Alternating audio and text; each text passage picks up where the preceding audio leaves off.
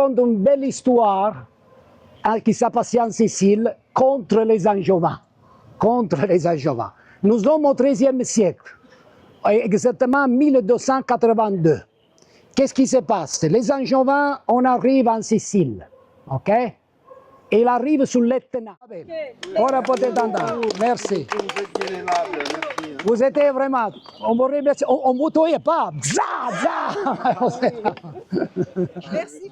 Is here, that is the theater, international theater of the marionette. And inside this theater, we're talking about the wars, the battle between the French and the Sicilian. And here, special, we're talking about the tale of Athena Vespiri. And now we are in Piazza Vespri. Piazza de Vespri, that is where it started the revolution. They started here. They start in a church of the Vespri, they start the fire, but the big explosion is here. Piazza Croce dei Vespri, that is. That was the center where in 1282 they start the revolution just one day after Easter. Un giorno dopo Easter la rivoluzione inizia qua.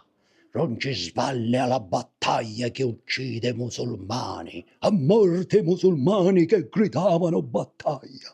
Ma battaglia i musulmani, a morte, a morte.